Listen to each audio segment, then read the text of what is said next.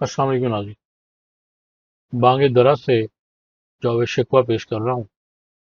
اور آج ہم دیکھیں گے اس کا پانچواں اور چھٹا بند۔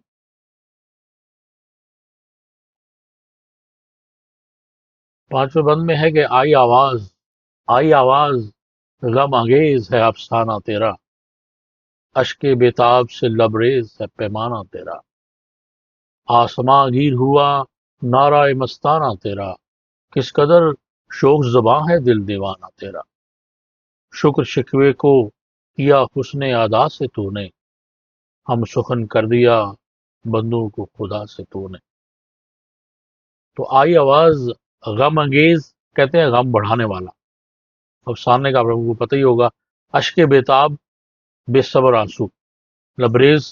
بھرا ہوا ہونا، اور آسماں گیر آسماں تک پہنچنے والا، اور اس میں ہم سخن ہم زباں۔ اور اس بند میں میرے خیال میں سارے الفاظ، کوئی مشکل الفاظ ایسے نہیں ہیں۔ اگلا بند دیکھتے ہیں کہ ہم تو مائل بکرم ہیں، کوئی سائل ہی نہیں، راہ دکھلائیں کسے، راہ روے منزل ہی نہیں، تربیت عام تو ہے جوہر قابل ہی نہیں، جس سے تعمیر ہو آدم کی یہ وہ گل ہی نہیں، کوئی قابل ہو تو ہم شان کئی دیتے ہیں، ڈھونڈنے والوں کو دنیا بھی نہیں دیتے۔ تو پہلے شعر میں ہم تو مائل بکرم ہیں، مائل بکرم مہربانی کرنے پر تیار، سائل مانگنے والا، اور راہ روے منزل منزل کی طرف سفر کرنے والا۔ اور اس میں آئے گا کہ جوہر قابل، قابلیت کا جوہر رکھنے والا، اور جس سے تعمیر ہو آدم کی یہ وہ گل کہتے ہیں مٹی کو، تو کوئی قابل ہو تو ہم شان کہیں دیتے ہیں، ڈھونڈنے والوں کو دنیا بھی نہیں دیتے ہیں۔ تو یہ چند مشکل الفاظ کے معنی تھے۔ اب دیکھتے ہیں کہ پہلے شعر میں علامہ صاحب کیا کہہ رہے ہیں کہ آئی آواز، غم انگیز ہے افسانہ تیرا، اشک بیتاب سے لبریز ہے پیمانہ تیرا، آسماں گیر ہوا نعرہ مستانہ تیرا، اس قدر شوق زباں ہے دل دیوانہ تیرا، شکر شکوے کو کیا حسن ادا سے تو نے، ہم سخن کر دیا بندوں کو خدا سے تو نے۔ شکوے کے پہلے چار بندوں میں جو بتایا جا چکا کہ جب شکوہ کرنے والے کی آواز عرش تک پہنچی تو کوئی بھی پہچان نہیں سکا کہ یہ آواز کس کی ہے، کون ہے جو اتنی بے باکی سے خدا کے حضور ہر ذرا سرائی کر رہا ہے۔ آخر جنت کے درباں فرشتے رضوان نے اس آواز کو پہچانا اور کہا یہ تو ابن آدم کی آواز ہے، اسی آدم کے بیٹے کی جس کو بحشت سے نکال کر زمین پر بھیج دیا گیا تھا۔ جب اس ابن آدم کی آواز پہچان لی گئی تو اس کے بعد اس ہستی کی آواز ابھری جسے کسی نے آج تک نہ دیکھا نہ سنا، وہ ہر ذرے میں موجود رہ کر بھی نظروں سے اوجھل ہے۔ یہی آواز تھی جسے خدا کے بعض برگزیدہ بندوں نے سنا اور رسول کہلائے تھے۔ اب اسی آواز نے شکوے کا جواب دینا شروع کر دیا۔ خدا رحمان بھی ہے اور رحیم بھی اور قہار بھی ہے اور کریم بھی اور جلیل بھی ہے اور جمیل بھی، لیکن شاعر کا انداز بیاں دیکھیے کہ اس نے خدا کی رحیمی، کریمی اور جمال کو اس کی صفات رحمانی اور قہاری اور جلالی پر ترجیح دی۔ خدا اگر چاہتا تو شکوہ کرنے والے نے اپنے شکوے کی زبان اور انداز بیان میں جو گستاخانہ یا جو سخت الفاظ اپنائے تھے اس کی سزا کا فیصلہ کر دیا جاتا،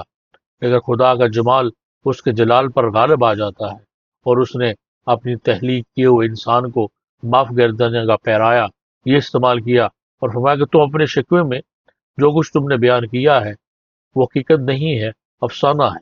ہمیں یوں محسوس ہو رہا ہے کہ جیسے تمہارا پیالہ بے تاب و بے قرار آنسو سے لبالب بھر گیا ہے۔ اور آگے شعر میں ہے کہ شکر شکوے کو کیا حسن ادا سے تو نے، کہ تو نے جس زور سے، تو نے جس طریقے سے نعرہ مستانہ لگایا ہے وہ ہمارے آسمان تک تو آن پہنچا ہے، لیکن ہم تمہیں یہ بھی بتا دیتے ہیں کہ تو نے جس حسن سے، جس ادا سے اس شکوے کو، اس اپنی شکایت کو شکر بنا کر پیش کیا ہے، اور ہمیں احساس ہو رہا ہے کہ تم نے میرے بندو کو مجھ سے ہم کلام کر دیا ہے۔ اب چھٹے بند میں آگے بھی اس کا جواب آتا ہے کہ ہم تو مائل با کرم ہیں، کوئی سائل ہی نہیں، راہ دکھلائیں کسے، راہ روے منزل ہی نہیں۔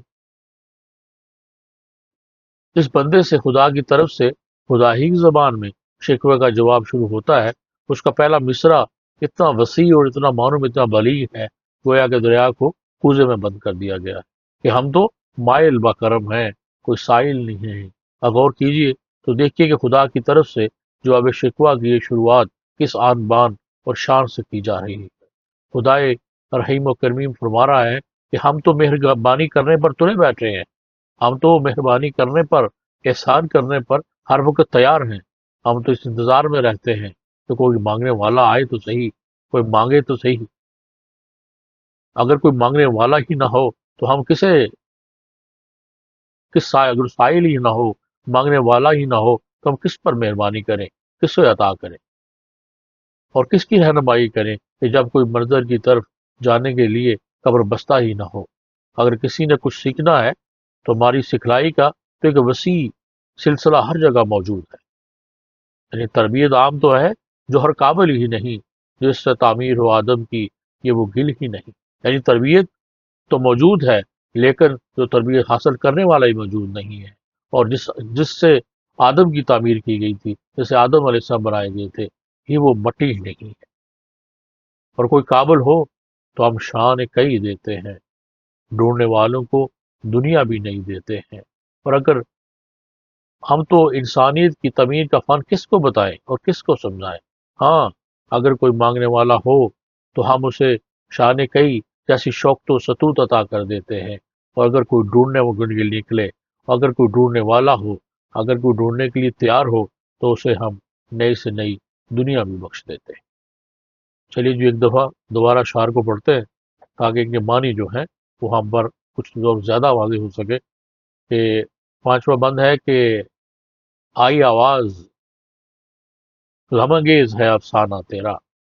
اشک بےتاب سے لبریز ہے پیمانہ تیرا، آسماں گیر ہوا نعرہ مستانہ تیرا، کس قدر شوق زباں ہے دل دیوانہ تیرا، شکر شکوے کو کیا حسن ادا سے تو نے، ہم سہن کر دیا بندوں کو خدا سے تو نے، ہم تو مائل بکرم ہیں کوئی سائل ہی نہیں، راہ دکھلائیں کسے راہ رو منزل ہی نہیں، تربیت عام تو ہے جو ہر قابل ہی نہیں، جس سے تعمیر ہو آدم کی یہ وہ گل ہی نہیں، کوئی قابل ہو تو ہم شان کئی دیتے ہیں، ڈھونڈنے والوں کو دنیا بھی نہیں دیتے۔